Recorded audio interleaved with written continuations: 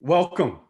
Thank you for joining us as part of the Athletics Caravan, and excited for today's conversation with the head coach of the UNLV Runnin Rebels. Kevin, you're you're starting to, like I said, this is old hat for you now. This is the fourth one of these for you in the last couple of weeks.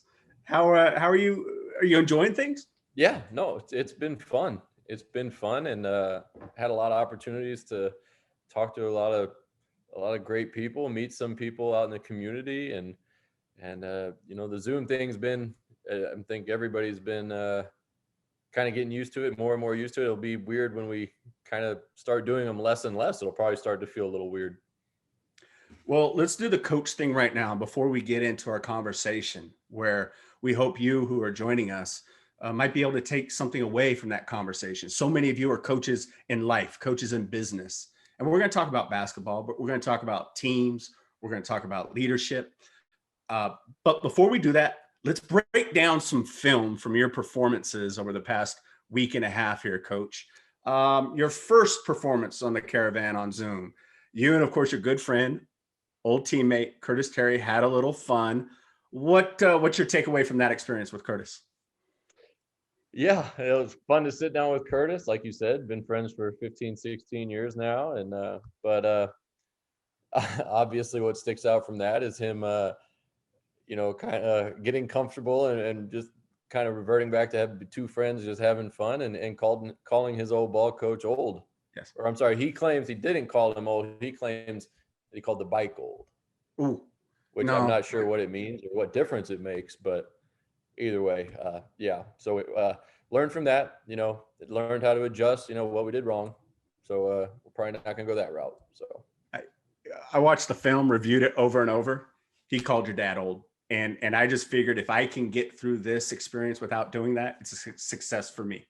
absolutely, absolutely. Okay, your second experience, John Sandler hosted, and he had your entire staff on for a nice brown bag lunch conversation where we got to hear from the entire staff. What was your takeaway from that? Well, it was good. I thought it was a good team effort. Thought we came together well. We executed the game plan to perfection, and thought it came out of that as a win. That's good coach talk right there. You're getting ready for your press conferences. We're going to talk about your coaching staff here in a little while because my takeaways were two things. Number one, that team is connected.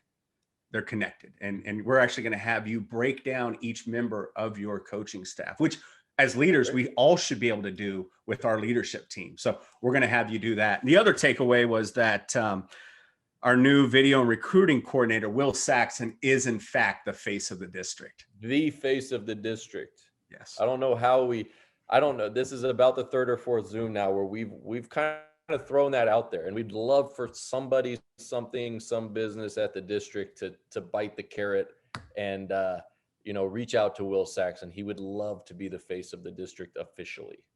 There we go. We will not let that one go away. And No. then yesterday, I know many of you on watching right now probably had the chance. Obviously, Coach Kevin Kruger, Coach Lindy LaRope, the head coach of the Lady Rebels, both come from coaching families, and their dads, Al and Lon, were on. It was the four of you. Kevin, what did you take from that conversation? I think I've knowing Lindy for a while and Coach LaRock for a while. I think we knew there was always similarities aside from basketball, just on the personal side of life, just the way we grew up and the mentors we had. But I thought what stuck out the most from yesterday is every time that Chet asked from one to another between me and Lindy, it was a lot of, well, that's similar. I mean, she was born, her dad was a coach. I was born, my dad was a coach, and so I just thought that was really cool, and it kind of had almost a kind of a feeling or an emotion I've never probably haven't had in a long time, or really understood having somebody else that can say, me too, me too. I think the first, for some reason, that a buddy I had growing up, John Montgomery, comes to mind. Mike Montgomery's son, when Mike was at Stanford, we would always meet up at the Final Four tournaments, and it was like looking across and seeing John as somebody who had experienced a lot of the same things. So it was just really cool to kind of, because Lindy and I've never sat down and talked about it like that. But then again, to hear Coach LaRock tell stories and listen to my dad talk it's always fun to do that too. The other thing that stood out, number one, coaching as a family business. And with Allie, your wife Allie, and Cammie, and you understand that they're a part of it. That was one thing that stood out. The other was, and Chet does such a great job, but he had the 4 coaches on there. It reminded me of the old Spies Like Us movie, the doctor scene, where everybody just calls each other coach. Coach, coach, coach, coach. So that was the other thing that stood out. And Chet's so good at what he does, so he went with Coach Al and Coach Lon. And of course, knowing those two for so long, I know it's unique to be able to call them that. But let's jump into this now. You've been the head coach of the Runnin Rebels now for 2 months, and you're undefeated. Congratulations, with that, by the way. Thank you. Any surprises to this point? I think the continuous surprise has just kind of been the support, really from the fan base and the community and the people that we've talked to, and there's just kind of because when we came on, it's just kind of, how are some going to react? And you want everybody to like you, and you want everybody to root for you, but you also know that that's not the case and that's not realistic. But at the same time, just the number of people that reached out in support and in excitement for our family to have this opportunity, it's really just been a continuous surprise. It really, one day wasn't more than the other. Obviously when for the news first broke, there was a lot of reaching out, but then even past that, to this time, kind of staying and people still being happy and talking about it and kind of conversing with those people is just, like I said, it's just kind of been continuous. And like you did say, we are undefeated at the moment, and that's great. We're going to hold on to that as long as we possibly can. But I think that's the thing that's just been fun. And then seeing Allie, not really growing up necessarily in the sports world the way that we did, just kind of seeing how much how happy she is right now and how she's excited for this opportunity, and kind of knowing what it means to me and the Kruger side of the family before joining. It's just been really fun. It's been some stressful moments, of course, but just fun at the end of the day. And we know there's stressful moments coming. I mean, that's what coming from a coaching family. I know Allie, your wife, did not come from a sports family. So her marrying into this, it's so new. But we're going to talk about the family ties here a little bit later on. You talked about it. There is a buzz right now. People are talking about the team. Of course, UNLVtickets.com. There's a new Rebel Flex Zone, general admission area at the top of section 101 and section 122 in the lower bowl, $450 for the season, $350 for recent grads. So a lot of opportunities right now to get involved and support the team. And Kevin, I know Curtis and you spent some time, watching some of the NCAA tournament games and reminiscing about the 06-07 team. What made that team so special? I think that there was just a level of security and confidence with that team that just kind of allowed us, if we had a bad day, if we had a bad week, the sky wasn't falling, fingers weren't being pointed. We all rallied around coach and trusted in what he had said, but we were able to hold each other accountable and expect a certain level from each other. But it wasn't like a movie where somebody's cussing out somebody else for not giving their all. It was a much different environment than what you kind of think it has to be in that sense. And just a simple word of encouragement or just a simple pat on the back to say, come on, let's get going, or but there wasn't a high level of drama to it. I think everybody just kind of went about their business and their role on the team, and I think at the end of the day, everybody benefited from it. And I think when you talk about any good teams or good team situations, not even in sports that you're on, there's a certain level of security and comfort with everybody and what their role is and what they're expected to do. And I think there's a pride level in not knowing the personal stats from that team and from that season, and because at the end of the day, the important stat was the end result of the year and how everybody kind of went on, and a couple guys still playing, but everybody from that team that wanted to got a chance to play professionally, and so we all had that opportunity to reach our dreams on the playing side. But I think a lot of that stemmed from that season and kind of where the program continued to go from there. When you talk about the stats from that team, and I'm born and raised here, lifelong UNLV Runnin Rebel fan, I know really two things about that team: Sweet 16 and 30 wins, right? And Exactly. that was the first team to win a game in the NCAA tournament since 1991. The program had only been to two NCAA tournaments in that stretch from 91 to 2007. But Joel Anthony, he obviously went on to have, if you term success, obviously with the NBA, is the most NBA success, won NBA titles and made a lot of money. Will you talk about him as a teammate that year? Yeah, I think it's just the epitome of the Disney story, if you will. He plays a year after junior college. Then he's told from the staff, by the staff, that they really feel he could play the game for a long time and have a better start after college ends if he redshirts. So he redshirts after playing a year after junior college, comes back and is really the anchor of that defensive group. And him along with Gaston Asenge, just really the way they played and kind of Curtis jokes about it kind of when we've talked to other people and kind of when he comes by, even sometimes we sit and talk about those teams or those groups.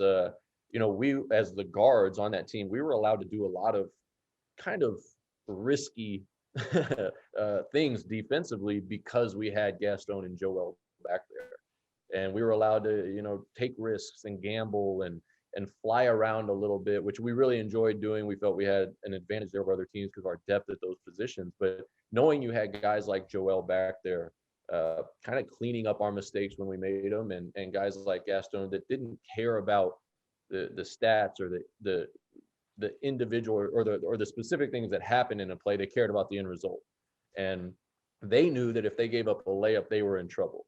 But they also knew that we were going to be in trouble for either getting beat on a backdoor or getting beat off the dribble.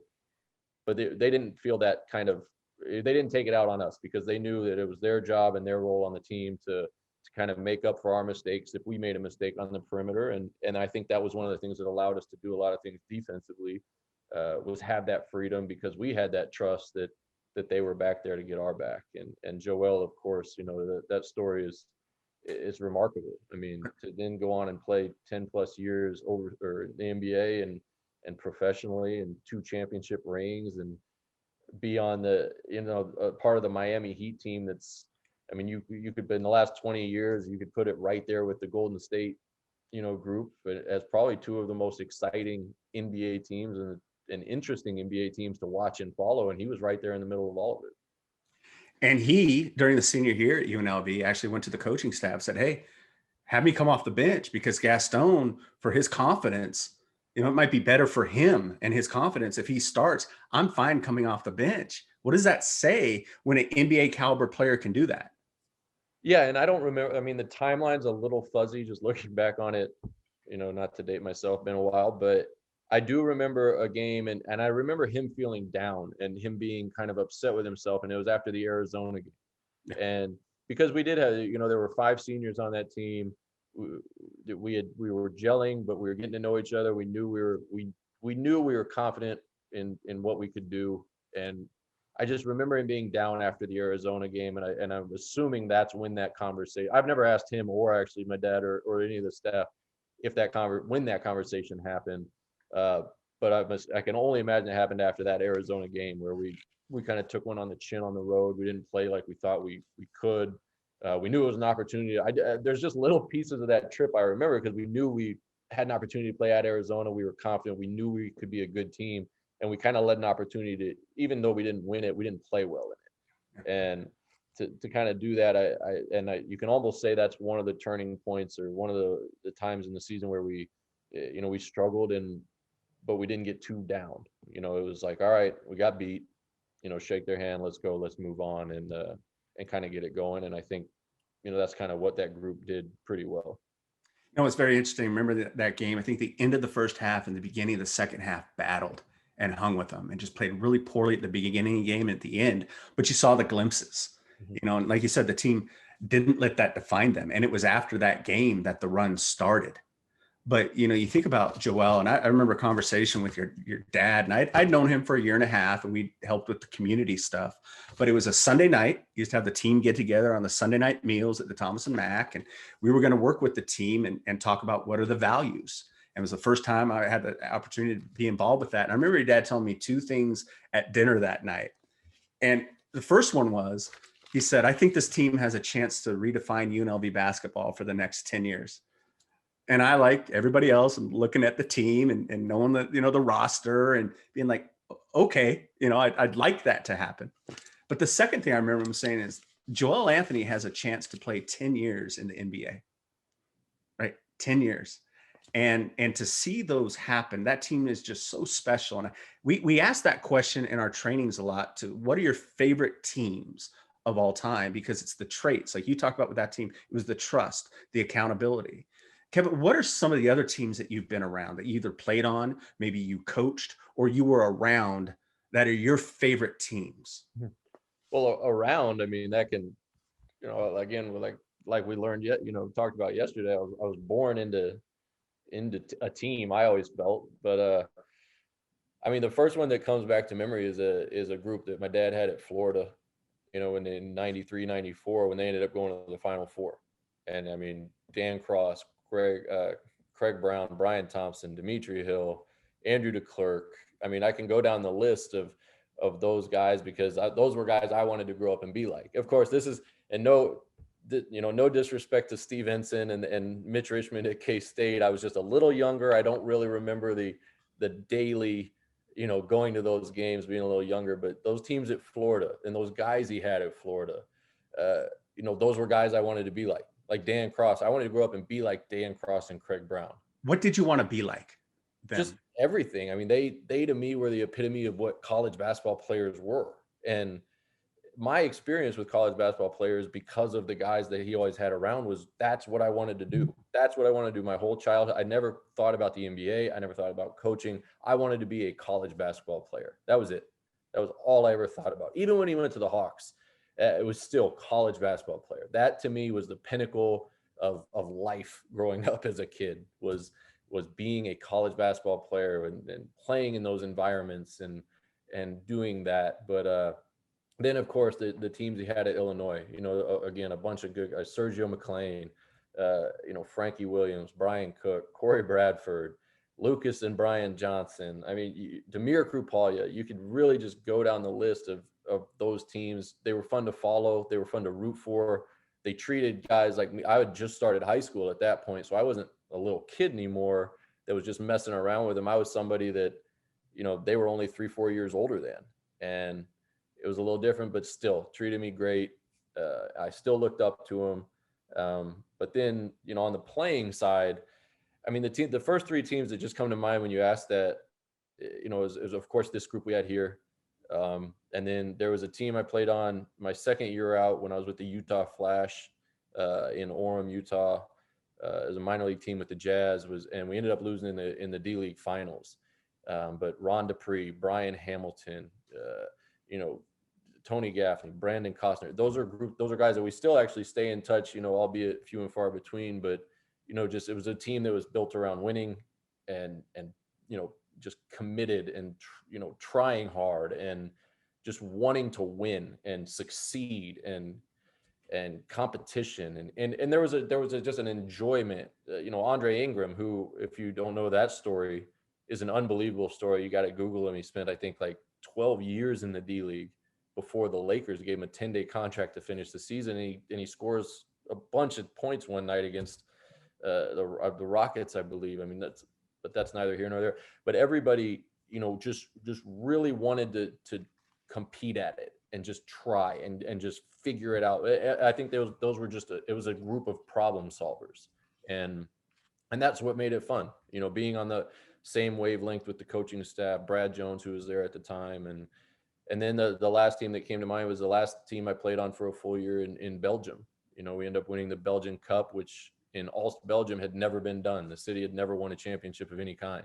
And Chris Copeland, who played for the Knicks afterwards, Justin Holiday, who's still in the NBA, you can look at that team, and the success of that team is kind of not giving them the opportunity to go play in the NBA, but definitely a starting point because it caught attention, and it did certain things that kind of gave them the opportunity to continue. They were kind of starting their career where some of us were ending it. But Stephon Jackson, the all-time leading scorer in Conference USA history, was on that team.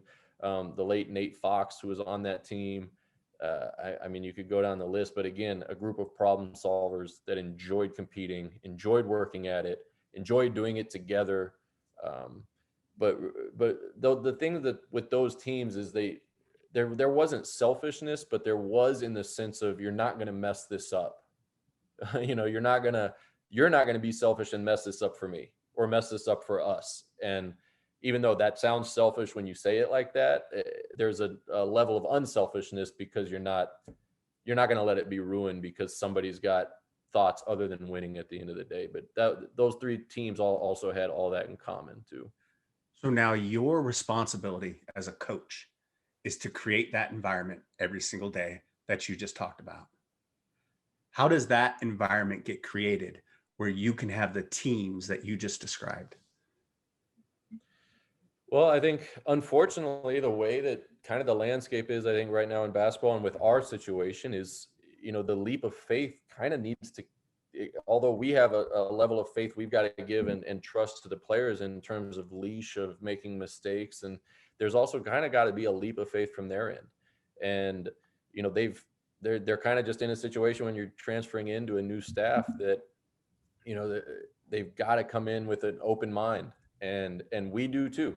We're reading a book right now by Bob Walsh, who is a longtime college coach. And, he talks about his first job at Rhode Island College and just listening and just being there for the guys without, it's not just a lecture all the time. And I think that's one thing that we're going to have to do as a staff is just listen. And we've got a lot of listening to do because we've got a lot of new guys coming in. But I think if we can do that and we can, make it feel like there's just a give and take relationship to this, where when we make decisions, we explain it. And when they have an opinion, they explain it. But where it's not just a coach and player and always, critiquing and telling them where to go, but really, really just trying to get on the same page of why we do what we do and why we're doing what we're doing and how we see things as a staff. And hopefully, and I shouldn't say hopefully, because we went after guys in the transfer portal that do that, on the player side. Now, obviously there's a hierarchy there is between coach and player, but we had conversations about, your goals and what do you want to do? And every single person that we talked about winning. Of course, everybody wants to play in the NBA. That doesn't even need to be said, really. And if a player on a Zoom does say that, and that's the first thing they talk about, I'm not going to lie. There's a little hint of, well, where does the team come in that? Because if all it is I got to get to the NBA, I've got to get to the NBA, and it's that's not really what's going to win college basketball games here at UNLV. So everybody that we brought in, we're very proud of the fact that what they talked about was winning, being a focal point on the other team's scouting report, being a big piece, a big key of an NCAA tournament team, not just being, to talk about Donovan and Royce, specifically from Texas. They don't want to just be at the NCAA tournament. They want to be on the team and help get the team to the NCAA tournament. And I think that's what they all have in common. And it's still there. I mean, we could talk about Joel and him saying, hey, I'll come off the bench, and then playing 10 years in the NBA. And it's easy to say, well, that's 15 years ago. Things have changed so much. A conversation we just had on the Coaches versus Cancer podcast with Dana Altman from Oregon, and your dad was co-hosting it. He talked about Chris Boucher, who's in the NBA right now, a chance to be sixth man of the year, did that with the 2017 team. There was 6 starters on that Oregon team. And he said, Dylan Brooks comes back from an injury, and he says the personality of Dylan Brooks is he had to start. And Chris Boucher went to the staff and said, put Dylan in the starting lineup. I'm going to come off the bench. And that's what got him to that Final Four. So to find guys like that, listen, there's talent out there. Absolutely. There's talent. But if you see a lot of the guys who are getting drafted, coming up, they're coming from schools who some of them didn't even make the NCAA tournament. And so it's that mix of the talent and getting the guys to play together. And I just love seeing the excitement too when you talk about your favorite teams, Yeah. because there's something special about them. Yeah. Well, you remember the ones you won. Yeah. I mean, there's, and if you ask anybody, and they'll, we as retired players can easily tell a group of young guys, you remember the teams that you won on, because I would almost guarantee, even though of course there was a leading scorer, a lead rebounder on those teams, we, for the most part, 12 other guys weren't. And so, everybody as a player, you had a year statistically where you were your best, but just in playing 4 years in college and then 6 years after, there can only be probably one of those years, and the other years you're not. But it just kind of, it's one of those things where, the teams you want on, you're probably not going to be leading this, leading this, leading that, leading that. And but they really are. Those are the teams you remember the moments, because obviously everybody's in a better mood. You remember the bus trips, you remember the flights, the team dinners, and because they're just easier and more fun to look back on. We're having a great conversation with Coach Kevin Kruger. We're going to talk about some of his favorite teams. Now we're going to dive in a moment to some of his favorite teammates and who stands out and why. But first, Derek Cannon gets the first prize for joining us today, a leather UNLV Padfolio. UNLV Sports Marketing will be in touch so you can claim your prize. We have a couple more prizes to give out. All right, Coach, some of your favorite teammates that you've ever had and what makes them come to mind?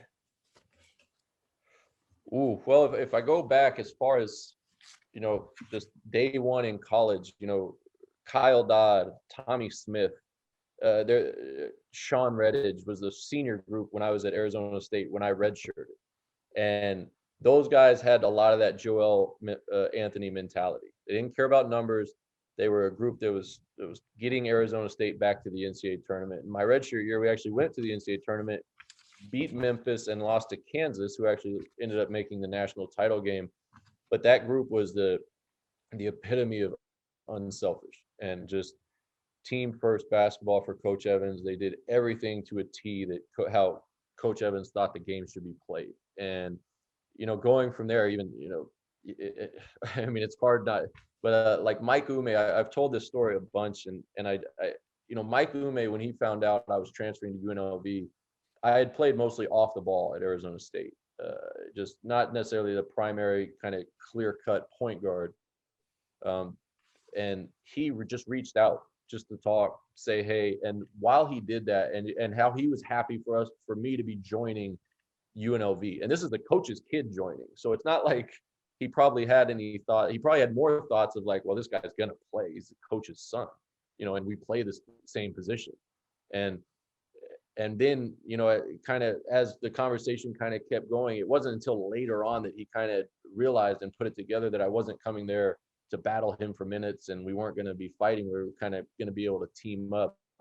But I just always thought that spoke volumes of him reaching out, kind of welcoming me to the team. But while doing that, he was actually doing it from a place of, I'm reaching out and I'm calling somebody that I'm going to be competing with every day for a spot. And it just so happened after time, as some time went on, that we kind of realized that it wasn't. And so for him to do that was big. Obviously Joel, Curtis, Gaston. I mean, that team just, you could really go down the line. Joe Darger, I mean, the things he did that year, coming off the bench and playing his role to a T, not even to mention what he did the next year and how he continued and kind of sacrificed his own personal goals and agendas to help UNLV win. And it's just, that's just all really special. And, when you get up post college, it's just different because guys, it's just so much more professional in terms of just like the mindset and the outlook of it. It's so much more cutthroat and kind of anxiety filled, and but like Ron Dupree in Utah, when I was with him, he was an unbelievable mentor to me, helping me. He had spent 5-6 years in the NBA at the time, and he was back down in the D League trying to get back to the NBA. But he helped me a lot in how to see things from a professional approach and how to approach things. Again, Nate Fox, the late Nate Fox, who I'd become really close with. when I got over to Belgium, he was an unbelievable teammate, team first. I'd played 12 years overseas, and you just can't, you just remember those guys. They just stick out first, but a lot of great teammates. Well, you remember them because they made you better. I mean, that's what the great teammates do. And for those watching this, we would challenge you. Would your teammates mention you when they're asked about, hey, who are my favorite teammates of all time? Do you make those around you better? It's like, there are so many guys in sports who can put up great numbers, make all-star teams, even sign big contracts. That doesn't mean they're great, though. Doesn't mean they win. The great ones are the ones who put up the numbers. They can sign the big contracts, make all-star teams, but they make those around them better. And Kevin, you mentioned it because it is an industry. It is cutthroat. We're worried about minutes, and it's not just at the professional level. We know that. So you've got to be able to have that communication with your players. We have Alonzo ask us a question. What are the characteristics of an ideal relationship between a coach and a player? Now, that's a great question, because it's the first thing that comes to mind just immediately when you say that is, if from a coaching side, if we don't ever have to talk about effort, our relationship could be the best thing for both sides, for both parties. And that's usually the players that, from now being on the coaching side, as long as I was on the professional playing side, the ones you really gravitate to, and the coaches, even when I was a player, that I really gravitated to, are the ones where there's never any, come on, man, we got to go harder. We got to do better. We got to, there's no motivational talks. There's no, Rudy speeches, if you will, is what we used to call them. And there's just that level of, again, a trust of a back and forth, where, because as coaches, if we know 100% you're going to go out there and give your all, there's going to be mistakes made, but the mistakes aren't going to be from a lack of effort. They might just be from a ill-timed gamble, or just not making a play that could have been made, or something, just things that you can look past. And that's where I think that discussion comes in, because you can have a level of conversation when when there's that trust there, and there's that level of assurance on both sides and security, to where because we as a staff, we all played, and like you mentioned, we'll get into the staff here in a minute, but having that, we can all go back to those times where we were players, and we were able to have those conversations with the coaches, where we could come back in a huddle or a timeout and say, no, let's look at this, let's switch this over here. They're doing this, because we tell the guys that we're recruiting, and the guys that are even coming back, we're watching it, but they see it. They're out there, they're in the trenches, they understand. They might have a half step on a guy that we don't see, or they might even be like, hey, switch him on this one, they're going to attack. And there's just certain things you feel out when you're out there playing. But I think that relationship, just as long as you can have those conversations without emotion getting involved, is where both sides can really benefit. There's the saying, and we know it in sports, particularly basketball, but same even in business: when your best player is your hardest worker and your best teammate, you have a chance to win championships. So, coach, as you spend time with those players, Alonzo asked the follow-up question: what are some ways that you can foster that synergy? Are there tactics that you can use? I think there's just a certain level of trust that's developed not on the court, because we can say that we have their best intentions, we have their best interests in mind, but if they don't truly believe that,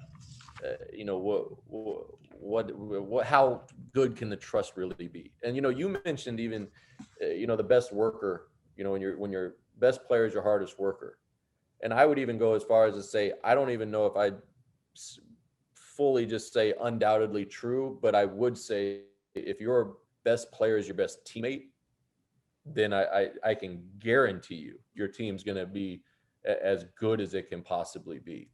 But to be more specific on the question, I think one thing we do here a lot at UNLV, and that we've done even in the past 2 years as well, is we spend a lot of time with team meals. And at those meals, we might have games going on in the background. One thing that I think the guys liked a lot, and we did as coaches as well, was on Saturdays, we'd have college football going in the background. And we don't know any more about football than they do, or, some of them played in high school, some of the coaches played in high school, but having that opportunity to just have those conversations and just kind of learn each other and just be around each other, where it's not coach and player. It's not, hey, you need to do this. Hey, you did this wrong. Hey, correct this.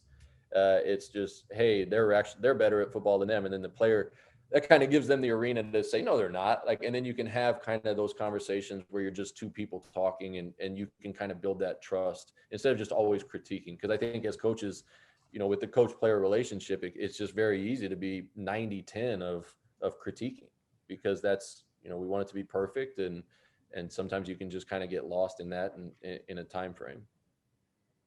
Enjoying the conversation. You talked about the staff, and in a moment, we're going to do the breakdown of the staff, because putting that coaching staff together is critical. So we'll talk about that in a moment. But our second winner, Dwayne Halderman, wins a UNLV Padfolio and a team issued warmups. So UNLV marketing will be reaching out to you. So Dwayne, congratulations, the Padfolio and the team issued warmups. So the coaching staff, that's something that prior to me getting into the industry almost 15 years ago, quite candidly, I didn't understand the dynamic of how important a staff is to be a team. And over those 15 years, we've been around some staffs that were connected, and we've seen staffs that weren't. How important is the coaching staff as a team? I'd say it's just as critical as getting the right guys on the court. Because even I don't think you could go and ask players, or you could ask them, but I don't think they could really answer if you said, did your staff like each other? I don't know if they really even comprehend that thought until it was brought to their attention, where they might say, oh, well, yeah, I guess maybe such and such didn't like it, because it's not really something you think about as a player. You assume they're all there to help you win games and move on, and which we are, and which I'm sure they are too. But that synergy, like you mentioned, when forming the staff, there's no hesitation. And it's not just the four accountable coaches, in my opinion. I mean, it goes Deshaun, Kristen, Connor Henry. I mean, you can go Will Saxon. You can go down the list, and there wouldn't be one hesitation. If you had a gun to my head and said, do they care more about the players than themselves? It wouldn't even be a hesitation. Absolutely.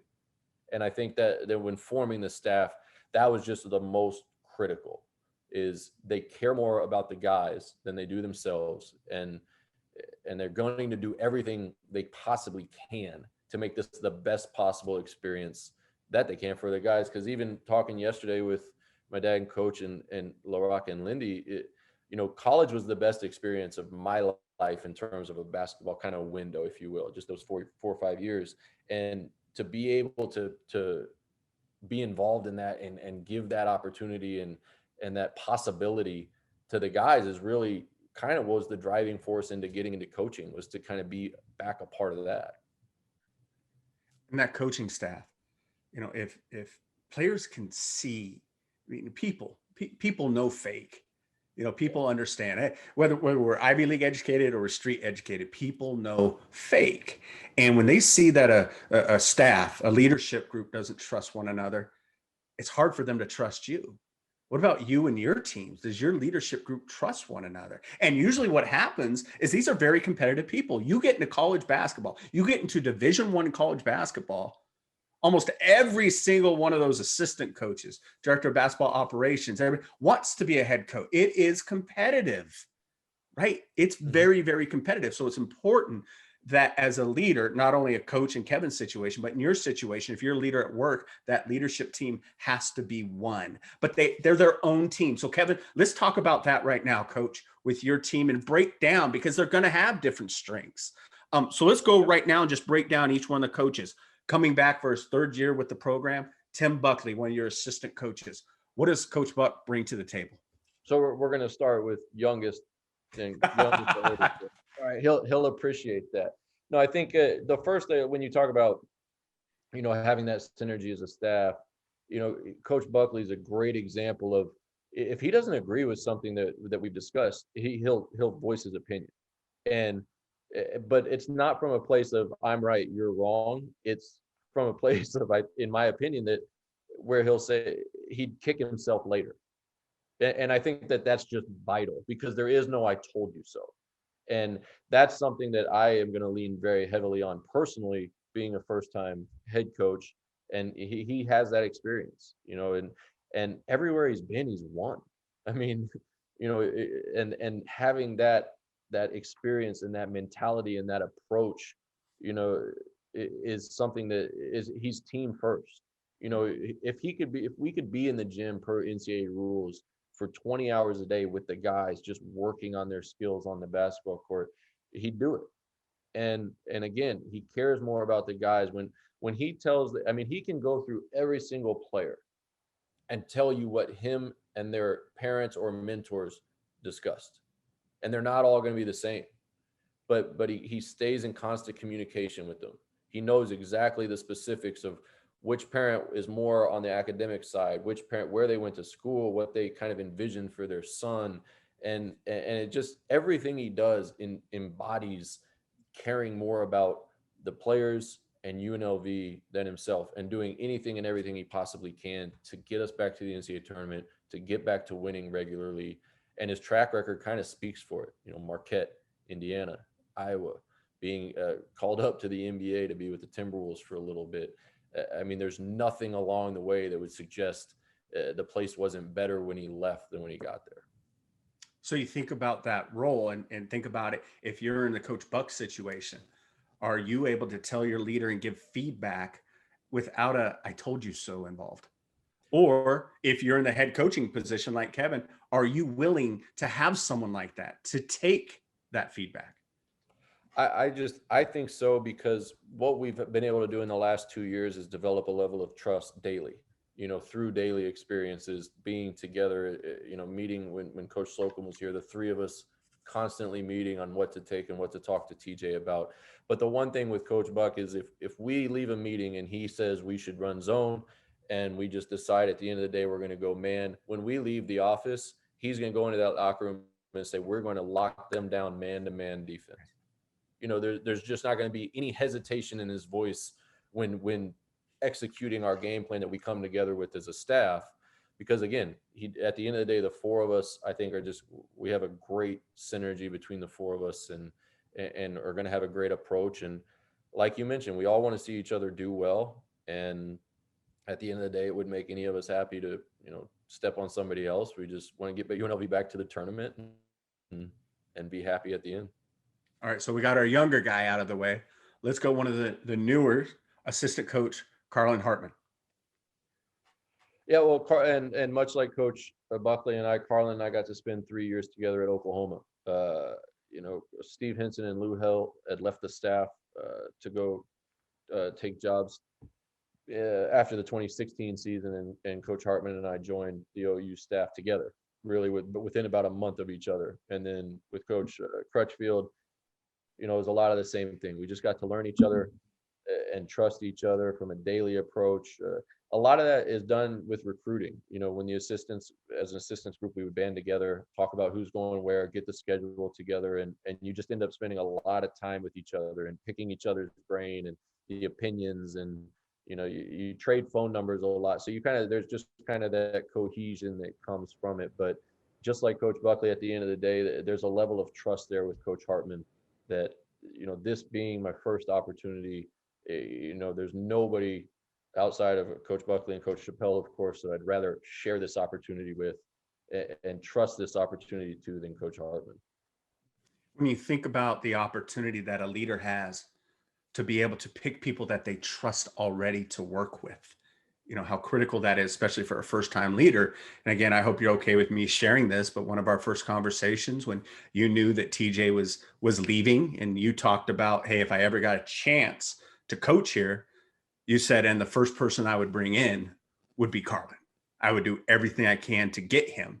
So to be able to really put together a staff of people that you already trust and you already know, how important is that as a leader to get people that you know and trust?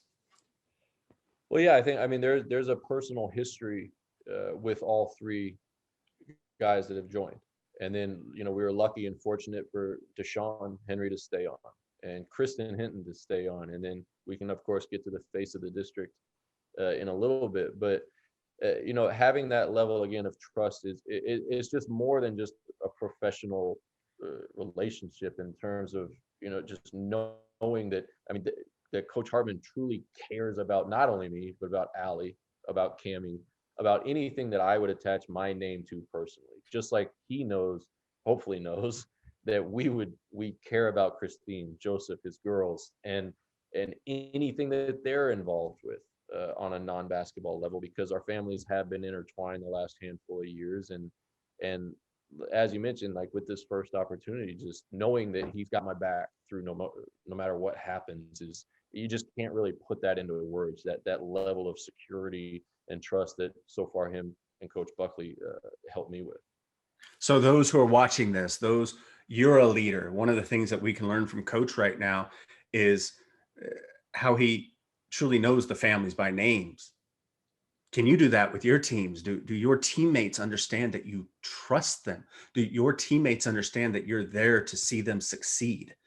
Because trust is that word that's thrown out so much. But if you see it from Coach going back, talking about his favorite teams of all time, or his favorite teammates, or now how he put the staff together, it all comes down to that trust. So let's now go to Coach Brandon Chappelle.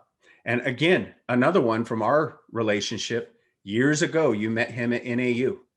Jack Murphy gave you an opportunity as a assistant coach. And you met him when he was a GA there. And I remember you telling me years ago, if you ever got a chance to become a head coach, you were going to hire Brandon. Why? Again, just the trust level. Brandon and I had somewhat similar paths. We played in college.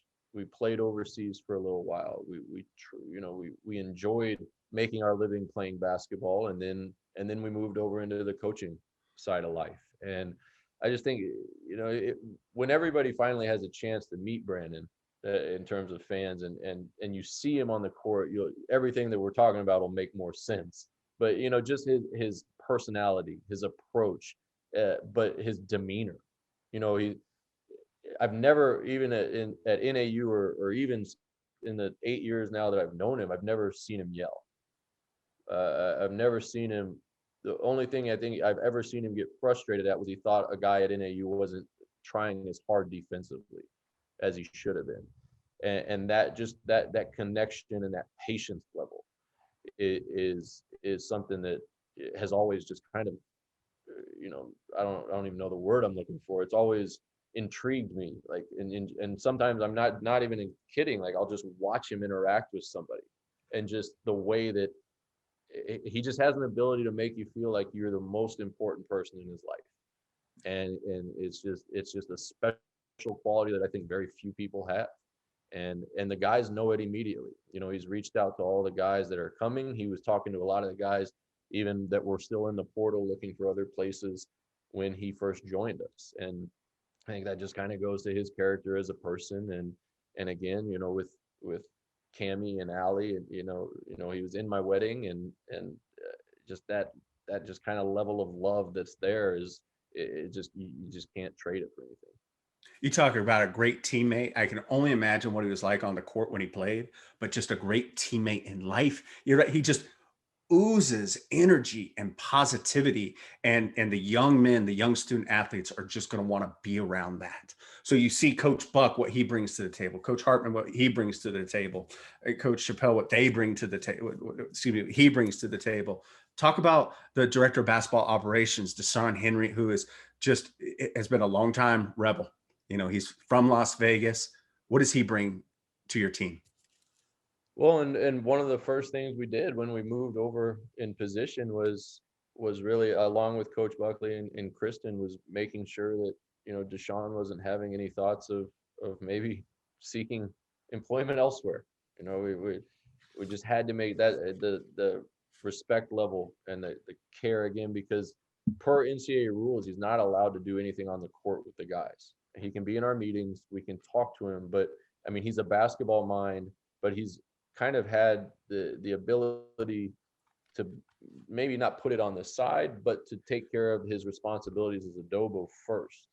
And I think that's just I don't know how many people could do that. And it's really, really appreciated more so than anything.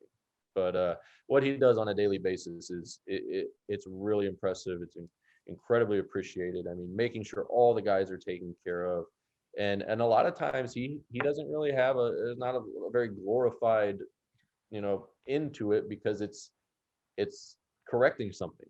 It's, no, you can't do that. No, we don't do that here. No, let's look at this. And not that it's bad. It's nothing bad. The guys aren't asking for the world, but it just might be something as simple as, this type of food, or when can we eat this? But per NCAA rules, he keeps it all compliant. And I'm sure, again, I've only been with Deshaun 2 years. I know anybody that's been around Coach Shep knows he's the best in the business, but I'd put Deshaun right up there with him. Talk about Coach Shep, Mike Shepard, longtime director of basketball operations with your dad was here at UNLV, is staying on at Oklahoma. But you look at Deshaun, you look at that role, and you're right. Here's a guy who's a successful high school coach, has coached for a long time, loves it. And you come in and it's great to be a part of that Division I program, but you're setting picks all day. That's what you're doing. That's what your job is.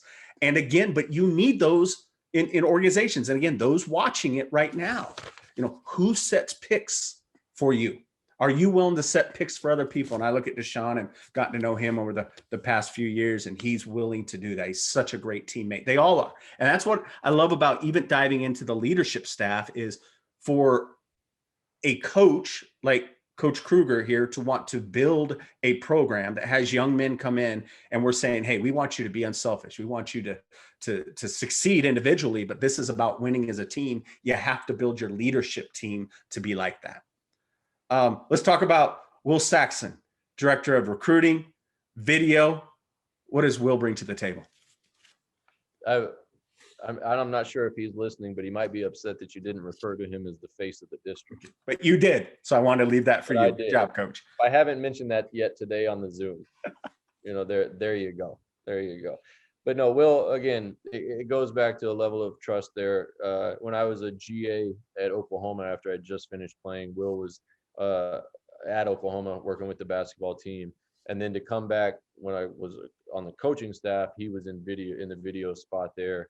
And it just really, again, it goes back to that level of trust and Will's a lot of the similarities to Deshaun. He, like you said, and I'm going to steal it, he sets picks, and he makes sure that everything's just in uniform for us. When in all of our meetings, he's got everything prepared, everything easy to read, and then of course his basketball mind that has grown over the past 10 years since knowing him. He's been in a pretty good spot at Oklahoma, where he had a lot of involvement and was able to absorb a lot from those coaches throughout those 8 years now. And then to have him be able to join us, it was really a steal, in my opinion. And not only what he's able to do from a video standpoint, understanding kind of what everybody wants and cater it to all the coaches and how they best can learn from the film, but also gathering the intel, the information on the recruiting side of things, so that we're not blinded to anything. And as you mentioned, it's just a pick setting role right now, and that's the way it is. But there's no doubt in my mind, no question that it's a steal. And I mean, Vic Awakor still loves him and raves about him, so that kind of lets you know how he treated the guys when he was at Oklahoma in the video role. Again, like I mentioned earlier, there's nobody on staff, in my opinion, that wouldn't do anything and everything they can for the guys. And we want this to be a players program where they know they're around people that want them to succeed and will do anything they can to get them where they want to get to. We spend so much time in college basketball talking about recruiting and making sure we get the right student athletes, the right guys. And of course, we know that's the heart, that's the bloodline of teams. But when you put a staff together, it is just as critical. And the thing is, it's not just when you're a head coach in basketball. One of the things that we do wrong in business is we like to hire from the resume. We like to hire from just the stats. No, we got to get out there. We got to recruit We got to hand pick. We got to find people to put on our teams. We know them. We trust them. We know their traits, the characteristics. Oh, by the way, they might be talented, but you can get a lot of talented people together. We see this in sports every single day. You can get a lot of talented people together, but if they're not willing to work together, they're not going to work hard. We're not going to win, whether it be in sports or whether it be in business, whether it be in life. Coach Kruger, we got some quick questions. So let's rapid fire on these because we got just a couple minutes here. Got about 2 or 3 questions to get through from some of the people. Sean asked, how important would you say crowd size noise will be? And especially, this season coming up, as we don't know what's going to happen with fans. 10. If 10's the scale, 10. Because one of the things that we talked to about these guys and how what they trusted us when we were talking to them in transferring to UNLV and coming to UNLV was the love and the appreciation that this city has for UNLV basketball. And I really don't want to be made a liar when we can try it out on night one in that first game. I want the MAC to be as packed as we are government or state allowed to be packed, because that is something that we did not go short on when we were helping to try to get these guys come to UNLV, was the love, the support, the care that the city has for UNLV. And again, we understand we're going to play better. We're going to play harder. We're going to be a better representation for the city. But it would be awesome if we could go out there on that first night when they roll out the red carpet and there's just a standing crowd of however many the government will allow us to have in there. Dennis asked, you mentioned that you wanted to get past Rebels involved in the program. How do you plan on doing this? Well, first, we've just been reaching out. I didn't ask his permission. I should have. I wish if I had known, we would have talked about it. There's a former player that got his season tickets. Him and his wife got his season tickets here, and just reaching out and just trying to get them to come back. Kristen Hinton does an unbelievable job. I mean, she works tirelessly in getting the Legends room back going, and it's just a room where former players and former people involved in the staff can come before games, and they can get a couple tickets to the game, enjoy it with their kid, their wife, whatever they want to, however they want to do it. But really, the only thing we can kind of do right now is just kind of talk about it, unfortunately. But we want them involved at practices when they're opening back up when COVID's over. We want their interaction, telling the guys, because when you have those former players that are telling the guys what it's like, you can sense that energy and that love and that's in their voice when they talk. And going back to the playing days when you had the former players come in and talk and share their stories, it's just a nice subtle reminder that there's a lot more to it than just you and your team in that day. And we'll welcome them all back with open arms. The final winner from today wins a UNLV Padfolio and a Runnin Rebel jersey will be Joseph Sabaski. Joseph Sabaski, so UNLV Marketing will be reaching out to you. Coach Kruger, one more question. And again, we enjoyed so much you talking about your favorite teams, players, and wanted to hear about that roster. I thought we were going to spend more time on this, but I did want to end with it because the unique relationship, obviously, I've had with you and your family and your dad, and everybody knows your dad. Your dad was the former coach. Your dad retired, and Lon Kruger this, and you have the job because of who your dad is and your last name, right? You've heard that stuff your whole life. What is there extra pressure that you have because you're Kevin Kruger? I wouldn't say it's extra pressure, but there is an understanding that the bar was set pretty high. And my parents just being who they are and being how involved they are and the type of people they are, I wouldn't say it's an extra pressure, but just like there is a certain level of accountability, I feel. Just like when you're on a good team and one of your teammates is messing up or needs a little pat on the back to get going, I think the same would be if I didn't handle something right. I would know that without it needing to be said, my mom or dad or sister would give me a little pat on the back to kind of to remind me and get things back going. But there is a constant level of cognizance to what they've done to get where they are, and between my mom, dad, and sister, and just knowing that everything I do, how I react to things or how I handle things isn't just a representation of me, but all 4 of us. And then now, of course, the last 3 years, as of a few days ago, with Allie and Cammie as well. Well, Coach, We're so excited for you to be where you are now with the program. So excited that you care so much about the program, and just appreciate the opportunity to talk today. Hopefully those who are watching, are thinking about themselves as a coach, right? A coach's job is to make those around him or her better. So own it and be a coach. So with that, Coach Kruger, anything you want to say as we wrap up? I don't know. I mean, we're gonna get after it. We're gonna be a team that you guys can love to support and be proud to support and proud to represent you as fans and Las Vegas as a city. And I don't know if it's the come early, cheer loud, wear red. I don't know if we still do that one or not, but I just hope to see everybody at the Thomas and Mack. I really want to get a good support for these guys from day one, and kind of show them that this city is ready to support them and cheer them on. I can't wait years and years from now having conversations with friends and saying, hey, who are some of your favorite teams of all time? I think we're going to be talking years from now about some of the Kevin Kruger led Runnin Rebel programs. Hey, thanks for being a part of this. We appreciate you supporting UNLV athletics so much. Go Rebels.